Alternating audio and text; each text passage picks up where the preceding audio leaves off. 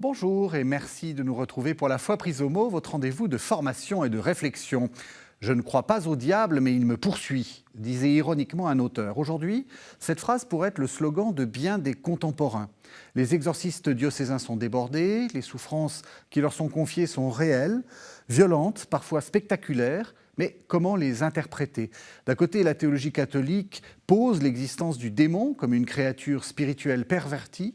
De l'autre, la psychanalyse écoute ces souffrances comme l'expression d'un inconscient qui déborde. Alors, peut-on faire dialoguer ces deux lectures sans les confondre? Le diable attaque-t-il notre intelligence ou notre corps? Et surtout, comment s'en libérer? Par le rite ou par la parole? Pour en parler, j'ai le plaisir de recevoir deux auteurs qui viennent de publier sur ce sujet deux approches très différentes, mais qui partent d'un même constat de terrain. Marie-Renaud Tremelot, bonsoir. Bonsoir. Vous êtes psychanalyste, docteur en psychologie, vous êtes l'auteur des nouveaux visages de la possession démoniaque, c'est au CERF. Et puis le père Jean-Baptiste Hédard, bonsoir. Bonsoir. Bonsoir, vous êtes prêtre, vous êtes théologien, vous êtes doyen de la faculté de théologie de l'Université catholique de l'Ouest, c'est à Angers, et vous êtes l'auteur du Diable dans ses œuvres, c'est chez Artege, et je vous avais promis il y a quelques semaines qu'on allait vous inviter pour ce livre, et voilà, c'est chose faite. Hein, merci beaucoup. Quoi, on tient nos promesses. Tout à fait. Voilà.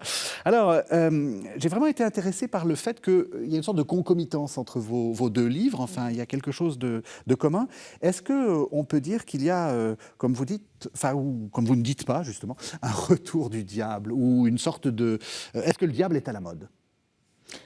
Alors, pour ma part, depuis ma position d'analyste, je ne me permettrai pas d'avoir un autre point de vue. Pour moi, le retour en force des cas de possession, qui ne font qu'augmenter, hein, comme vous le savez, oui.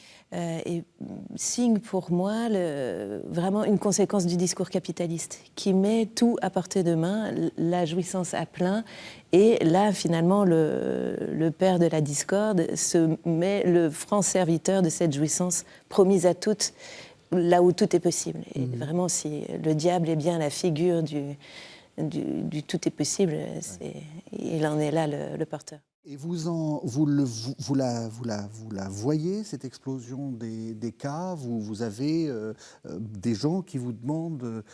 parce que, je veux dire, voilà, vous êtes psychanalyste, et encore une fois, on est tout à fait d'accord, chacun dans son rôle, et voilà...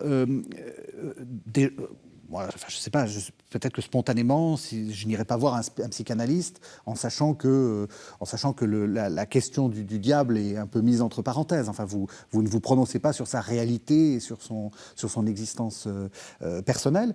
Mais malgré ça, vous voyez des cas? Alors j'en ai rencontré beaucoup dans le cadre de ma recherche de doctorat, et c'est surtout à cette occasion que j'ai pu rencontrer des personnes qui se sentent oppressées par le diable ou obsédées par le diable.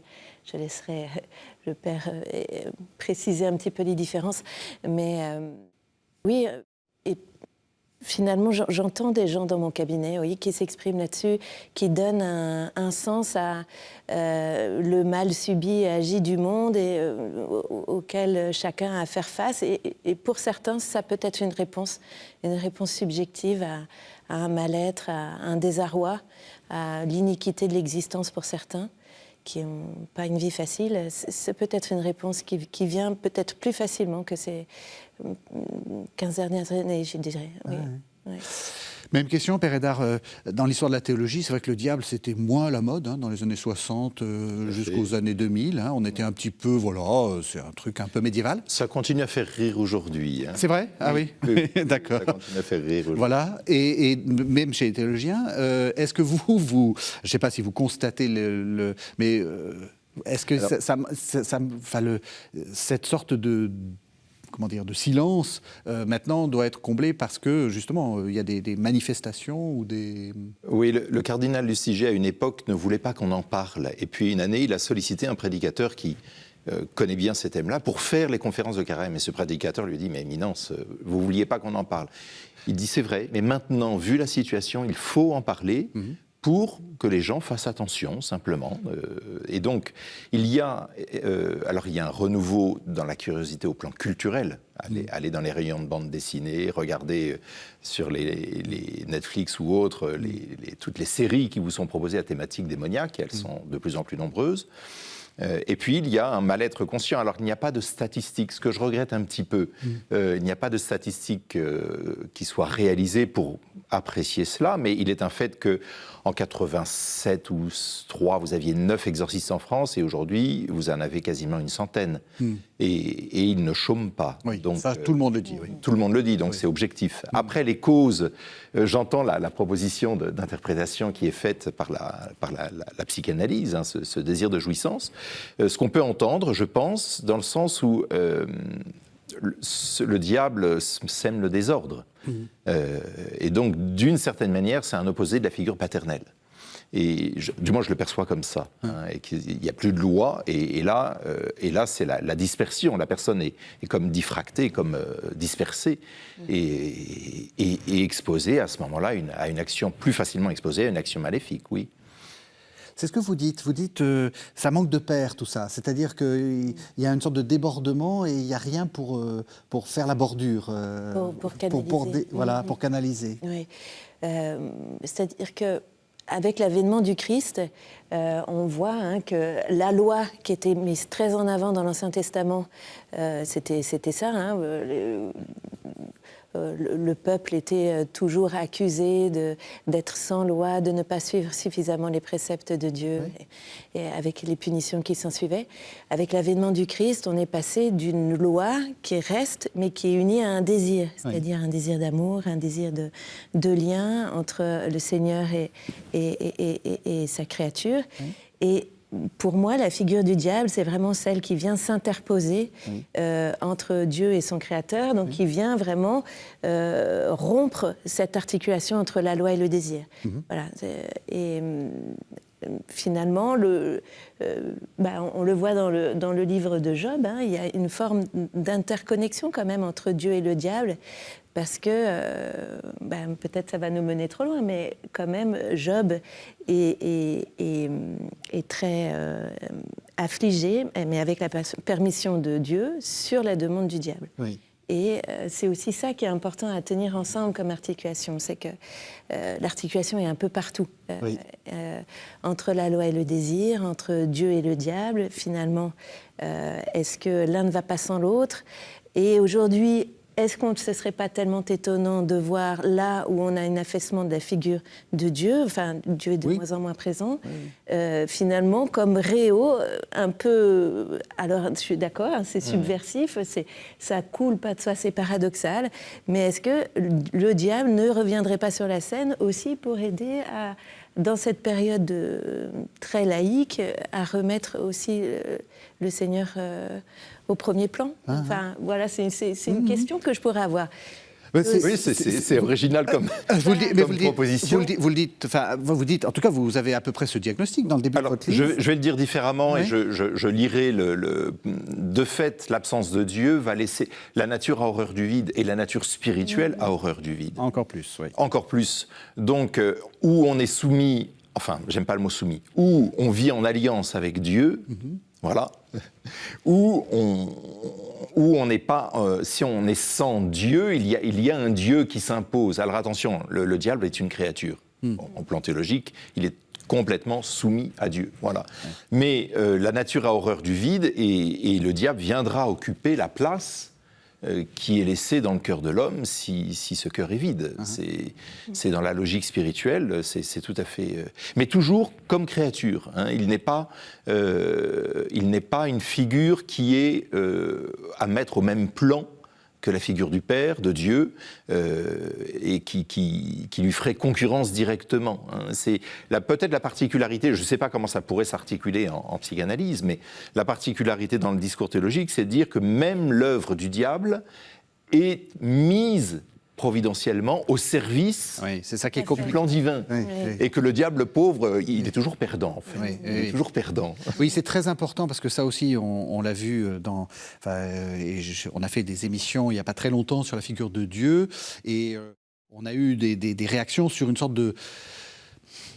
presque de manichéisme, c'est-à-dire de dire il y a deux dieux, il y a un dieu très très gentil, c'est le dieu qu'on connaît, puis il y a le dieu pas très gentil qui serait donc le père du diable, ou qui serait le... Voilà. Est-ce que vous ça, retrouvez du manichéisme. est-ce que vous retrouvez dans certains courants de la sorcellerie, par exemple là, ce qu'on appelle la Wicca, qui s'est développée dans les années 35-36 en Angleterre, très présente aux États-Unis, qui est en train d'arriver en France, où vous avez deux figures divines. Hein, il y a le dieu cornu et puis le dieu féminin, et qui sont en vis-à-vis. Hein. On retrouve cette forme de manichéisme dans des courants spirituels contemporains. Il y a ce besoin d'expliquer le mal, mais d'une manière qui, là, pour le coup, n'est pas ajustée. C'est ça, c'est-à-dire qu'il faut bien maintenir qu'il n'y a pas un combat à armes égales entre le bien et le mal. Absolument pas. Dans ce que vous dites, je reviens sur votre discours, sur votre idée du discours capitaliste. Vous pensez qu'il y a une sorte d'appel à la jouissance sans limite ? Et c'est l'articulation, hein, parce que à la limite, jouir sans limite, tant mieux. Enfin, je veux dire, pas de diable, pas de Dieu, mais pas de diable. Mais disons que le discours capitaliste allié au discours de la science forclose, c'est-à-dire banni, dénie complètement la notion d'impossible. C'est-à-dire maintenant, on peut tout est à portée de main. On peut même faire, dans 20 ans, on pourra faire des enfants dans des incubateurs, il n'y aura plus besoin du corps maternel. Voilà, tout est possible maintenant. Donc la notion de pousse à jouir est de plus en plus présente. Et comme la loi symbolique est moins là pour lester, faire rempart à cette jouissance-là dont vous parliez tout à l'heure, voilà, on voit une causalité émerger, parce que finalement cette jouissance à plein, ça a un impact quand même sur notre psychique et sur notre corps très fort. Hein.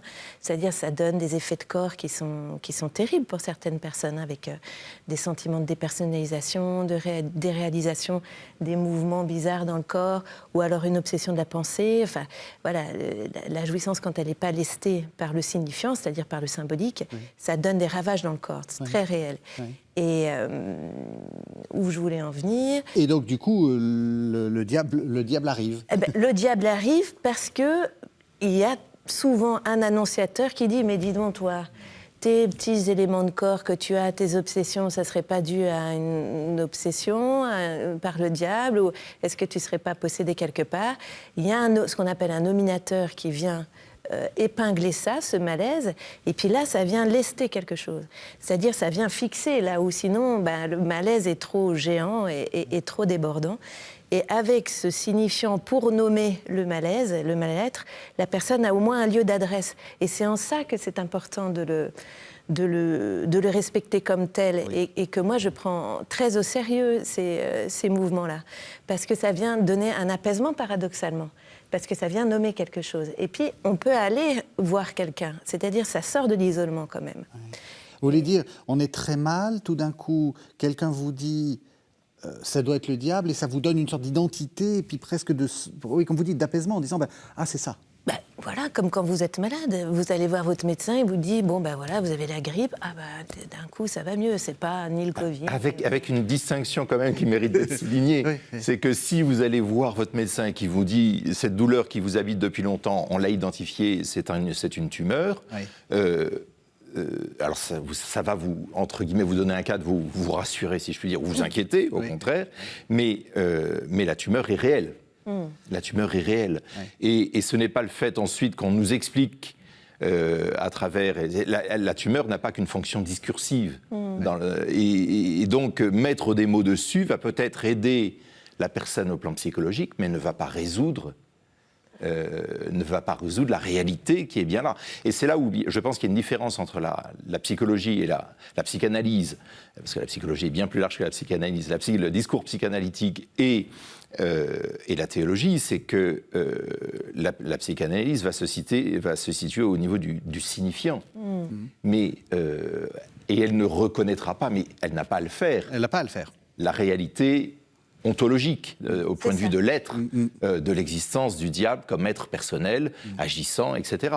Mais ce discours-là pourra aider, je pense, des personnes, effectivement, quand leurs mots MAUX seront d'origine psychologique et liés à tout ce processus que vous avez décrit, mais je doute qu'ils puissent lorsqu'il s'agit d'une réelle action spirituelle, je doute que le discours aide la personne à être libérée du mal qui l'habite. Ah, mais tout à fait. Mais je pense que c'est plutôt cette nomination permet une mise en chemin, une mise en route. C'est-à-dire ça défixe quand même le sujet de son isolement et permet d'aller dans un lieu d'adresse où il y aura un accompagnement après qui permettra de traiter quelque chose. Mais la position de l'analyste, c'est de respecter ça comme étant une solution pour le sujet. C'est-à-dire, voilà, voilà, comme une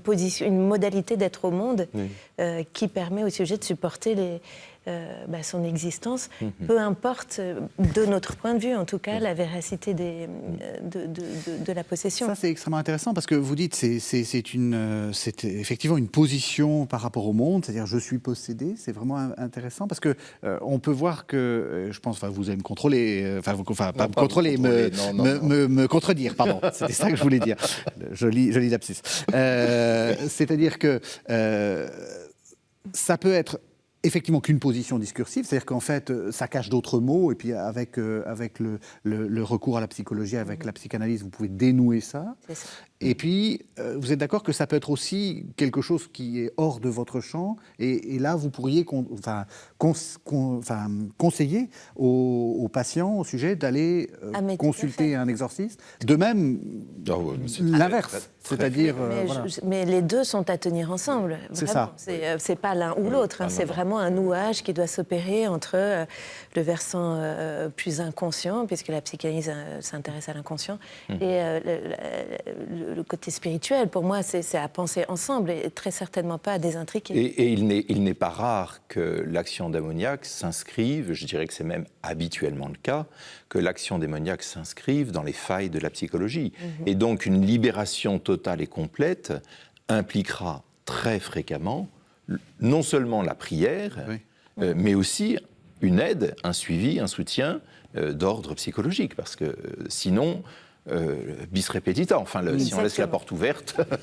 C'est la répétition sans cesse. Voilà. C'est là où on voit que très souvent, il y a des exorcismes qui doivent ou des prières de libération qui doivent se répéter. Ça ne marche pas, parce que les choses sont trop étanches, à mon avis, à mon sens. Je vous propose qu'on fasse une première pause. On va écouter un texte du cardinal Ratzinger, avant qu'il devienne pape. Ça date de 73. Il répondait en fait à un théologien qui avait dit il faut donner congé au diable, en allemand Abschied vom Teufel. Et Ratzinger avait fait un texte pour dire, il avait repris le texte, le titre, en mettant un point d'interrogation. On écoute ce que dit Joseph Ratzinger. Ça date de 73. Si quelqu'un demande si le diable est une personne, nous devrions sans doute répondre avec plus de justesse qu'il est la non-personne. La décomposition est la ruine de l'être-personne. C'est pour cela qu'il est particulier qu'il apparaisse sans visage et que son inintelligibilité soit sa véritable force. Le diable est cette puissance intermédiaire qui détruit les relations. Il est, en quelque sorte, le Zwischen, l'entre-deux négatif. Une puissance réelle mais sans substance propre qui parasite la relation entre le créateur et la créature.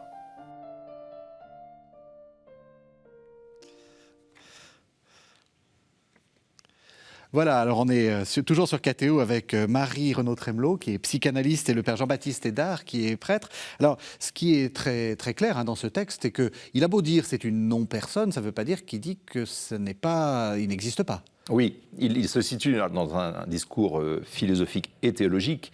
C'est une non-personne dans le sens où c'est un être qui fuit la relation, qui nie la relation. C'est ça. Et qui veut la détruire. Voilà. Il n'est pas une personne, on dirait en latin, per aliud, pour l'autre. Mais per se, pour lui-même, en tant que lui-même, c'est un être personnel. Il a été créé ange, il s'est rébellé contre Dieu. Dieu ne détruit pas ses créatures. Il reste ange démoniaque, mais il reste être personnel en ce sens-là. Moi, Allez-y. la question de la non-personne, je la pense par rapport à l'Esprit Saint, qui est une personne à part entière, et puis qui permet la circulation entre le Père et le Fils. Et c'est en ça que ça m'intéresse, parce que quand on reprend l'étymologie du mot diabolos, c'est diabolos, le diviseur. Oui. Et vraiment, par excellence, c'est celui qui se met en travers du lien du Créateur avec sa créature. Et c'est comme ça que... Tout à fait. Alors là, on se rejoint tout à fait. Là. Et du coup, ça permet de... Parce que pour essayer d'identifier la symptomatologie, si j'ose dire, hein, le fait d'être coupé, le fait de vous couper des relations, de se couper avec soi-même, ça pourrait être une sorte de premier diagnostic. L'isolement, oui. L'isolement, c'est souvent un diagnostic... quelque chose qui nous oriente, oui. La coupure, l'impossibilité de partager. C'est l'impartageable. Oui.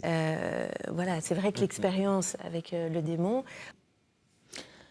Et c'est ça que c'est intéressant, parce qu'on peut faire le pendant avec la mystique, c'est-à-dire qu'il y a tous les deux un impartageable, sauf qu'avec le diable, ce sont toujours des propositions positives, c'est-à-dire il me fait ci, il me fait ça, je subis ci, je subis ça, je souffre de ça.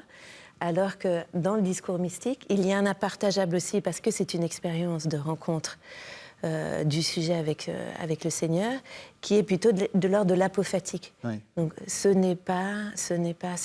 Et c'est une autre modalité de discours qui nous permet de faire... en tout cas, moi, qui éveille mon intérêt, mon intelligence. C'est très intéressant, parce que vous êtes en train de dire qu'en fait, le diable, c'est trop de contenu, c'est trop de sens, c'est trop de... Il y a du trop, c'est exactement ça. Il y a du trop, et du trop dans le sens du... tu devrais faire ça, tu devrais... il me fait ça, à la fois de ce qu'on est poussé à faire et peut-être de ce qu'on subit en souffrance. Exactement. Mais la possession, comme son nom l'indique, hein, c'est vraiment la prise en masse du sujet par une entité, ou par, nous on appelle ça jouissance, qui sature tout. Voilà. Et la particularité, quand on parle d'opposition à la relation, pour nous, le critère, avant même, pour moi, les manifestations physiques, oui, ou même certaines réactions émotionnelles ne sont pas des critères de discernement. Ça peut interroger, mais on est conscient, et là, quand il y a un diagnostic différentiel qui peut être posé, c'est très appréciable. Les critères qui permettront de subodorer une action démoniaque sont les atteintes aux vertus théologales. D'abord. En dehors des 3 grands critères, évidemment, si je vois quelqu'un marcher au plafond, bon, j'aurais pas trop d'hésitation, mais... Oui, mais c'est pas... Justement, non, c'est pas habituel. C'est pas habituel et c'est pas, oui. C'est pas, voilà. Oui. Mais c'est l'atteinte, en fait, c'est ce qu'il va chercher à briser la relation avec Dieu. Donc il va les atteintes à la foi, les atteintes à la charité et surtout les atteintes à l'espérance. Et là, ça va se traduire effectivement dans un isolement jusqu'à envisager l'hypothèse d'en finir, du suicide. Hein. C'est quelque chose qui aussi revient parce qu'il y a une telle souffrance, un tel isolement.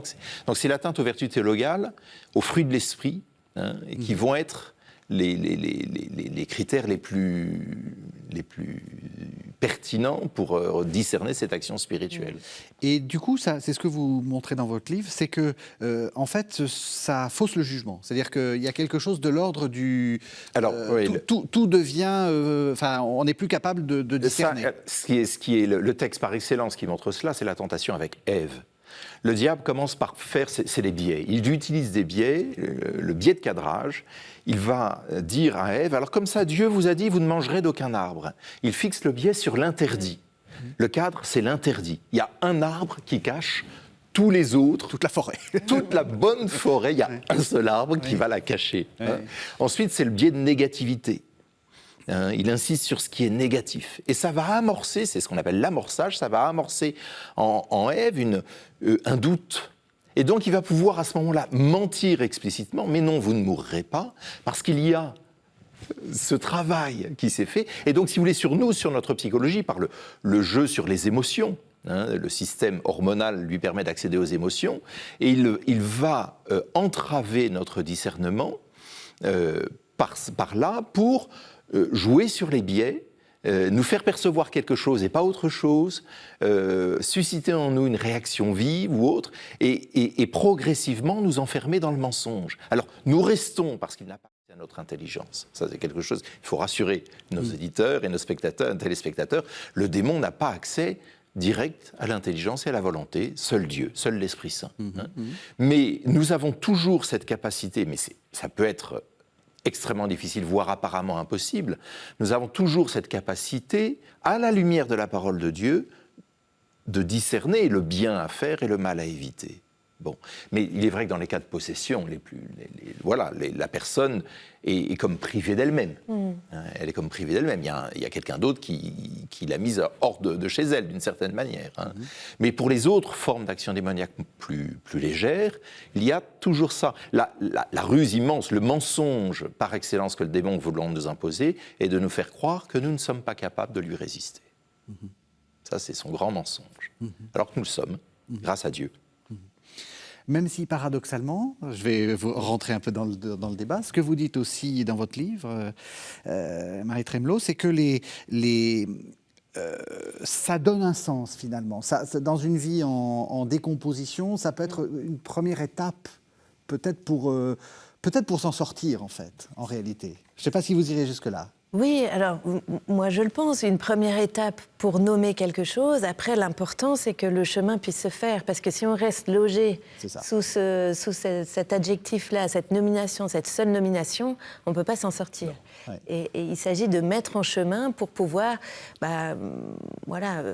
ajouter d'autres signifiants à cette chaîne. Si on reste logé sous possédé, c'est tellement mortifiant que le sujet ne peut pas s'en sortir. Il s'agit en ouvrant vers d'autres rencontres, moi j'en vois régulièrement vers des prêtres ou des communautés qui sont capables d'accueillir ça, pour pouvoir faire en sorte que d'autres signifiants émergent, c'est-à-dire posséder, mais aussi, je ne sais pas, fils de Dieu, et pour pouvoir déplacer la chaîne. Déplacer et faire en sorte que la personne, alors de votre point de vue, ne se dise plus possédée. La difficulté que vont rencontrer les exorcistes, de ce que j'ai entendu, je ne suis pas exorciste moi-même, j'accueille pour des prières de libération, mais je ne suis pas exorciste. Mais je l'ai pu le rencontrer plus ponctuellement, mais les exorcistes me disent que si quelqu'un vient en leur disant « je suis possédé », ils disent « c'est les situations les plus difficiles à accompagner, et ce n'est pas toujours même possible, parce que la personne c'est tellement identifié à ça. C'est exactement ce que vous dites. C'est tellement identifié à ça qu'en fait, si dans le discernement vous dites bon, il y a un trouble, il y a une difficulté, mais ça ne relève pas de la possession, la personne, qu'est-ce qu'elle fait ? Elle s'en va et elle va voir un autre exorciste, un autre prêtre, en espérant que cette fois-ci, il lui dira oui, on va vous prendre en charge. Et à ce moment-là, on entre dans une chaîne sans fin de prières qui n'aboutit à rien, parce que là, je pense qu'on est plus sur qui a un peu de démon, peut-être, mais qu'on est probablement plus sur un trouble psychologique où la personne survit grâce à cette identité-là. Si j'ai quelques minutes... Absolument, au contraire. Absolument, c'est très important. Freud a écrit le cas Etzmann. Etzmann, c'était un prêtre, vous connaissez ? Oui, je connais. Voilà, un prêtre du 17e, 776, quelque chose comme ça.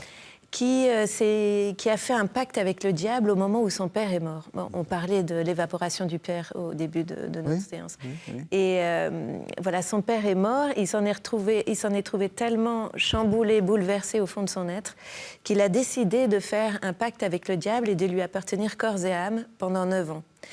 Alors, ce que Freud traduit en off, c'est qu'il vaut mieux avoir un père comme diable que de pas de père du tout. Mais évidemment, Etzmann s'en souffrait énormément et puis a choisi de s'en délivrer. Et puis, finalement, sa trajectoire, ça a été de devenir moine dans une communauté de pères. Et donc, on est parti du père réel, qui était son père biologique, au père comme diable, à la communauté des pères. Et là, il a trouvé un lieu où il a pu adresser sa souffrance. Et puis, il a poursuivi sa vie sans difficulté psychique particulière. Et puis, il y a eu un chemin de foi qui a pu se faire aussi à travers ça. Alors, si mon souvenir est bon, il y a eu un exorcisme. Je dirais, le chemin, il y a eu ce premier pacte, il y a eu par écrit, il y a eu un deuxième pacte de sang, quelques années plus tard, et il a été exorcisé. Donc, et ensuite, il a abouti dans cette communauté. Mais pour le coup, on peut le lire avec cette clé psychanalytique, passage d'un père à un autre. Alors, le diable, l'interpréter comme figure de père, là, j'avoue que ça me... Figure de substitution au père qui était parti. Oui, bon, le père comme figure tutélaire qui dit quoi faire. Un père autoritaire, mais un père quand même. Un père qui dit, voilà, comme le président Schreiber, par exemple. Un autre cas de Freud aussi. Un père qui est plutôt un père de la jouissance, figure de la jouissance, pas figure de la loi symbolique. Voilà. Mais quand même un père présent. Ah oui, qui probablement dit quoi très, faire. très présent. Oui. Ouais. Mais c'est intéressant parce que ça dit aussi ce que c'est que le rite et même plus largement toute la sacramentaire. On va faire un petit peu de théologie, mais on n'a pas cessé d'en faire en réalité.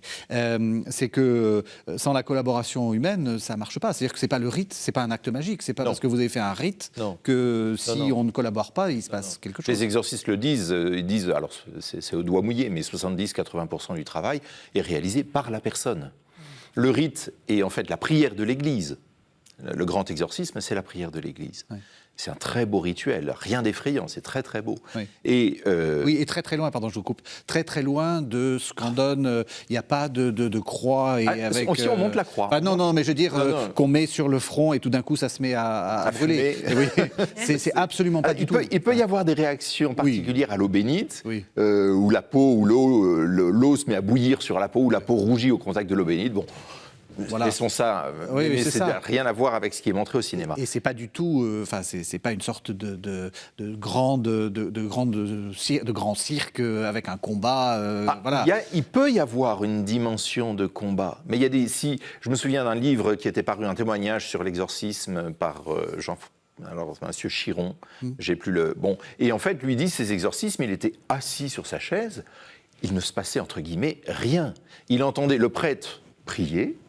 Il entendait ses voix intérieures qui rouspétaient contre la prière, et puis qui, au fur et à mesure, disparaissaient, s'atténuaient. Mais il ne se passait rien physiquement. Et puis, il y a d'autres exorcismes où là, effectivement, il y a besoin de maîtriser la personne, il y a des hurlements, il y a des choses un peu signifiantes, pardon, très, très vives qui peuvent apparaître, mais c'est très variable, non, je voulais revenir, alors je ne sais plus d'où on était parti, excusez-moi. Si, sur la nécessaire collaboration. C'est la personne qui... Il y a la prière de l'Église, mais si la personne ne s'engage pas dans un chemin de conversion personnelle, dans un chemin de nouvelle alliance avec le Père, par le Christ dans l'Esprit Saint, et si elle ne...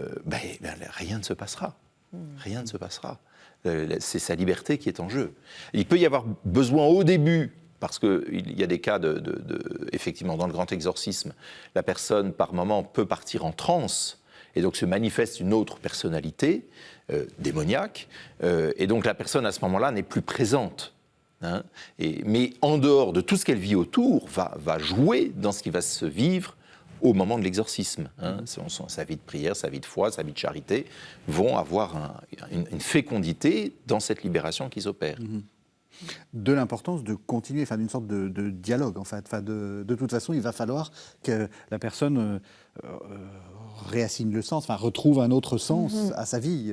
Oui, c'est ça, nous on appelle ça responsabilité subjective, faire émerger quelque chose de soi, de ne pas être logé sous la position de la victime pour pouvoir avancer. Je vous propose qu'on fasse une deuxième pause, cette fois-ci en écoutant un texte qui est l'un des textes les plus importants dans l'Évangile sur cette question-là. C'est le chapitre 8 de l'Évangile de Jean, ce sont les versets 42 à 44. Jésus leur dit : « Si Dieu était votre Père, vous m'aimeriez, car moi, c'est de Dieu que je suis sorti et que je viens. Je ne suis pas venu de moi-même. C'est lui qui m'a envoyé. Pourquoi ne comprenez-vous pas mon langage ? C'est que vous n'êtes pas capable d'entendre ma parole. Vous êtes du diable. C'est lui votre père. Et vous cherchez à réaliser les convoitises de votre père.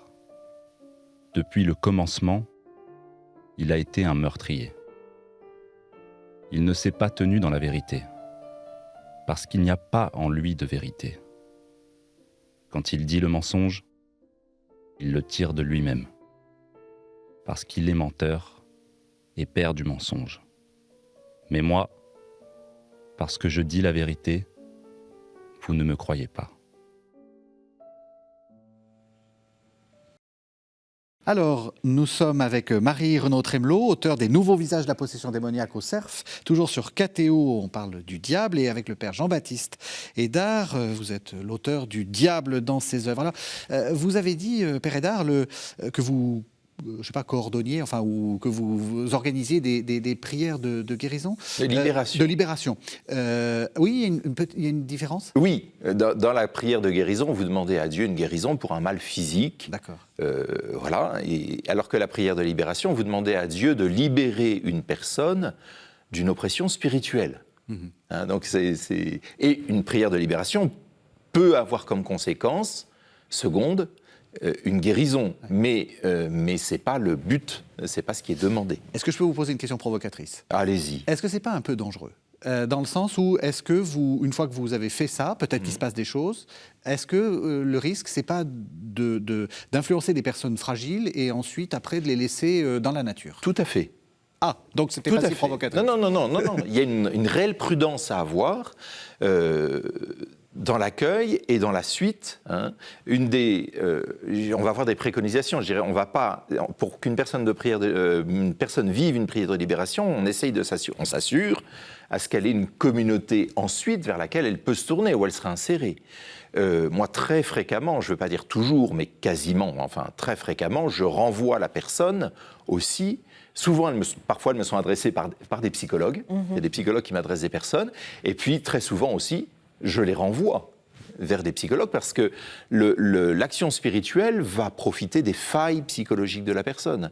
Donc, si on demande au Seigneur de libérer la personne d'une oppression spirituelle, mais que la personne reste avec ses failles psychiques, il est probable, il est même fort probable qu'ensuite, les mêmes causes produisant les mêmes effets, l'oppression spirituelle se renouvelle et que la personne soit plus mal après. Et puis, il y a une prudence à avoir de la part des écoutants, parce que la personne, dans sa difficulté, a mis en place des protections psychiques, que ce soit le phénomène de dissociation, que ce soit un certain nombre de... Et là, il faut savoir les repérer, même dans le pardon, c'est souvent l'occasion de pardon vis-à-vis d'offenseurs, mais il y a certains pardons qui demandent du temps, qui ne peuvent pas être posés comme ça. On ne peut pas exiger un pardon d'une personne alors qu'elle a subi un traumatisme majeur dans son enfance. Là aussi, il y a des barrières, des défenses qui ont été posées, et si on les fait sauter en forçant la personne, enfin, là, vous êtes mieux placé que moi pour le dire, vous pouvez, je pense, voir... Oui. Il y a des risques de passage à l'acte très clairs. Donc il faut adresser aux téléspectateurs une certaine... prudence. Les inciter à la prudence, voilà. Oui, Ouais. C'est-à-dire qu'il faut toujours garder à l'esprit que quelle que soit la modalité dont on se présente au monde, c'est une défense, c'est une solution pour faire avec notre condition humaine. Et donc c'est à respecter en tant que tel. Donc c'est à manier avec précaution, comme vous le disiez, tout à fait. Et puis,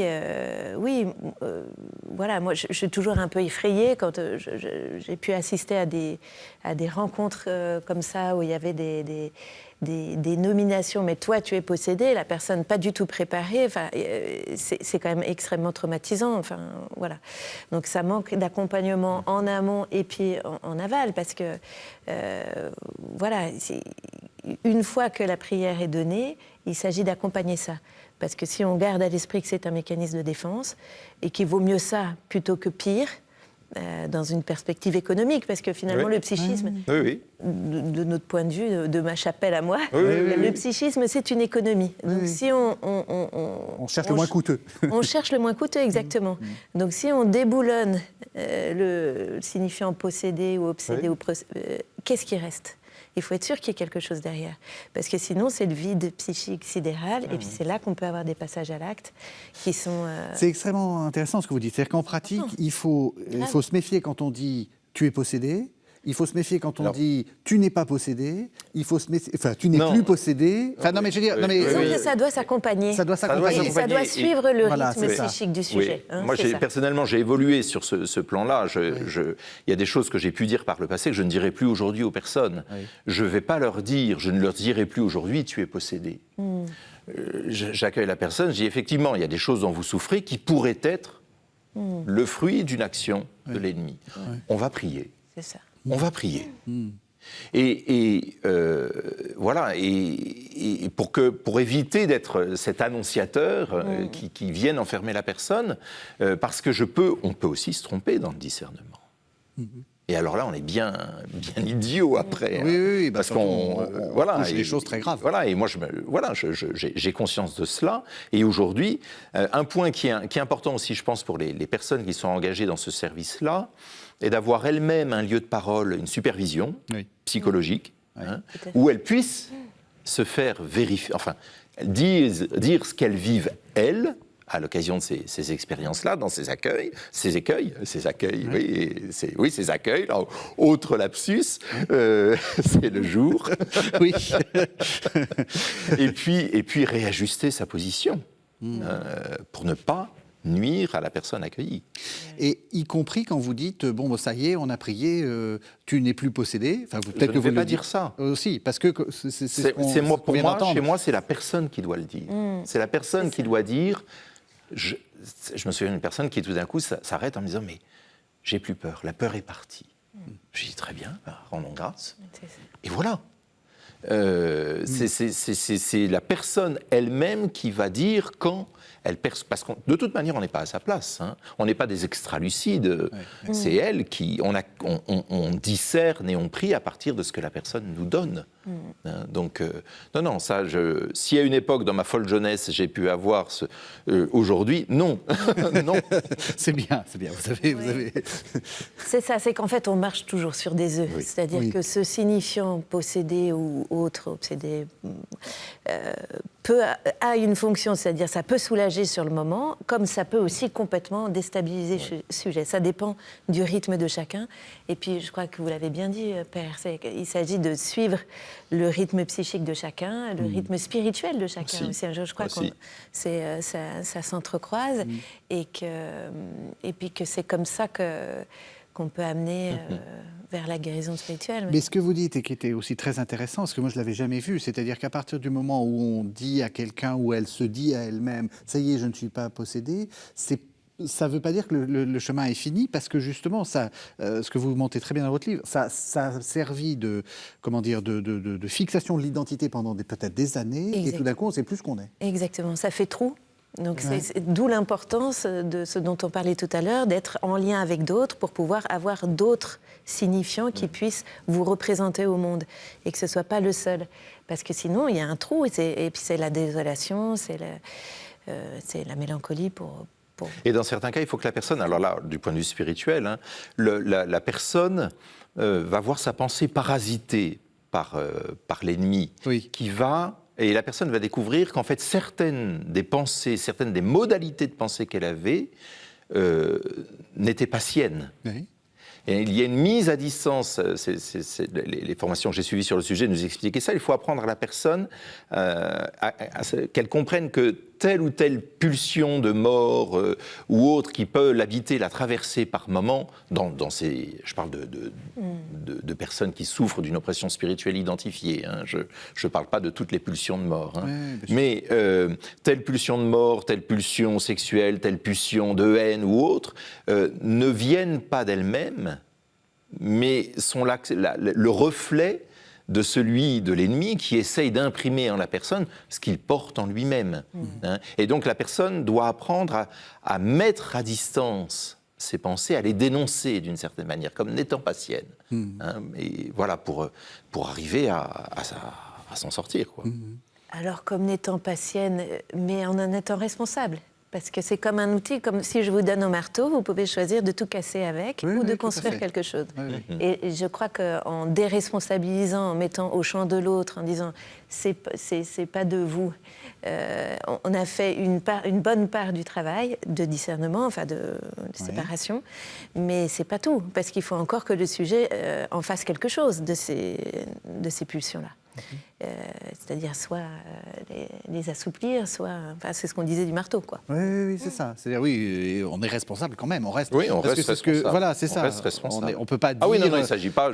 Oui, de dire j'ai été possédé par le démon. Donc, et, Et puis, ce qui est important de souligner, c'est souvent les gens se disent, mais j'ai entendu, je me souviens de crimes, enfin de délits qui avaient été commis, et l'auteur de ces délits disait, mais j'étais possédé. Ça n'excuse pas. Ça n'excuse pas le délit qui est commis. La liberté reste là. Hein, et ça, c'est important. Le démon peut suggérer, peut pousser fortement, mais il y a toujours une part de liberté, sauf lorsque la personne est en transe. Mais là, c'est autre chose. On arrive à la fin de l'émission. Quel est le chemin que vous conseillez, enfin, quand quelqu'un commence à se dire je ne vais pas très bien, enfin voilà, peut-être que c'est... Ça, c'est quoi le chemin que vous conseillez? Puis je vous poserai exactement la même question. Alors, s'il arrivait dans mon cabinet, par exemple? Oui, non, mais peut-être même avant, enfin, enfin oui, entre les deux. C'est-à-dire, voilà. D'accord. Moi, déjà, j'accueillerais la personne pour l'amener à déplier quelque chose et puis de rétablir un lien à l'autre, parce que ce qu'on disait, c'était quand même un des premiers symptômes, si on veut bien, c'est l'exclusion, l'isolement. Pouvoir l'amener à rentrer dans un dialogue, et puis proposer des lieux d'adresse, et plutôt plusieurs lieux d'adresse dans un premier temps. Pluraliser pour qu'il n'y ait pas une fixation sur un lieu, et que la personne puisse justement trouver l'endroit où ça lui correspond le mieux pour adresser sa souffrance. Chez certaines personnes, ce sera auprès d'un prêtre. Il y en a d'autres, ce sera dans une communauté qui sera plus enveloppante. Chez un prêtre, il y a un côté plus intimiste, et puis c'est plus ce versant spirituel. Il y en a d'autres qui sont plutôt des analystes, parce que, voilà, il y a une forme de... peut-être de déstigmatisation qui est nécessaire dans un premier temps. Stigmatisation, c'est un grand mot, mais voilà. Donc, plutôt pluraliser les lieux d'adresse et puis suivre le sujet là où il en est, de voir ce qui lui correspond le mieux, et puis après d'essayer de tenir ensemble quand même les différentes approches. Parce que les approches en silo, de mon point de vue, ne sont pas bénéfiques. Et que quand il s'agit de spiritualité, évidemment, l'approche de l'Église est la première bienvenue, mais il ne faut pas obliger le côté psychique, quand même, qui est, de mon point de vue, spirituel aussi. Même question. Alors, si une personne vient me voir en exprimant un mal-être, la première chose, c'est d'entrer en relation. Je vais essayer de l'écouter sur sa relation à Dieu, et je vais l'inviter à nourrir cette relation-là. Personnellement, par la référence à une vie paroissiale, une vie communautaire. Pareil, vous adressez à d'autres. Alors, oui, pas mais vous, en restant présent, en disant on nourrit ça, et on écoute, on nourrit cette relation, parce que s'il y a une oppression spirituelle, démoniaque, la personne qui cherche à entrer plus loin dans cette relation à Dieu, ça va être comme un révélateur, en fait. Si oppression spirituelle il y a, le démon les traits, son action va devenir plus visible. Et le discernement sera plus facile. Une personne qui vit sans Dieu, qui n'a pas cette dimension d'ouverture à Dieu dans son existence, si vous voulez, vous avez une mare boueuse, pour identifier s'il y a un poisson dans la mare, il faut d'abord que la boue soit retombée au fond. Donc il s'agit de faire retomber la boue au fond, de faire entrer la personne dans cette relation à Dieu. Ça peut être aussi de l'adresser à vers un thérapeute, si on a une hésitation. Et ça, c'est une difficulté qu'on a en France. Il est difficile de trouver des psychologues, psychanalystes, encore plus psychiatres, alors là, c'est quasiment impossible, qui est psychologue, psychanalyste, on peut trouver. Psychiatre, c'est très, très difficile. Ils sont complètement débordés. Oui, ça, c'est un problème. Et ensuite, il y a cette peur en France qui fait que si certains psychiatres ont peur de s'afficher avec cette ouverture-là, parce que ça va leur nuire professionnellement. C'est ça, oui, oui. Et donc ça aussi, il y a une certaine réticence. Et on en aurait pourtant besoin. Pour avoir ce diagnostic différentiel, ça serait très utile. Merci à tous les deux. Alors, je rappelle le titre de votre livre. Il nous reste à peine 1 minute et vous avez à chacun 30 secondes pour dire ce qu'il y a dans votre livre. Marie-Renaud Trémelot, vous venez d'écrire Les nouveaux visages de la possession démoniaque. C'est aux éditions du Cerf. Qu'est-ce que vous avez voulu faire dans ce livre? Moi, j'ai voulu dépathologiser la question de la possession démoniaque, parce qu'en tout cas, dans notre champ, c'est souvent relégué du côté de la psychose ou de la grande hystérie, ce que je trouve vraiment... Enfin, une fois qu'on a dit ça, on n'a rien dit. Et j'avais plutôt envie de faire dialoguer les deux approches et pour essayer de trouver un point de contact qui puisse être porter du fruit. Voilà. Jean-Baptiste Hédard, Le diable dans ses œuvres aux éditions Artege. Eh bien, montrer comment l'action du démon, en fait, n'est pas si extraordinaire, mais qu'elle s'inscrit dans notre psychologie, dans les biais, et que son action consiste justement à nous détourner du réel et à nous enfermer dans le mensonge par cette action, alors avec les sciences cognitives, la psychologie cognitive, et voir comment ça vient éclairer cette action. Donc, c'est 2 livres à lire en parallèle et en dialogue. Merci infiniment d'avoir justement fait ce dialogue. Merci de nous avoir suivis. Vous savez que vous pouvez retrouver cette émission sur le site internet de la chaîne, www.kto.tv, mais aussi sur l'application informatique, l'appli, comme on dit, de KTO. Merci, on se retrouve la semaine prochaine.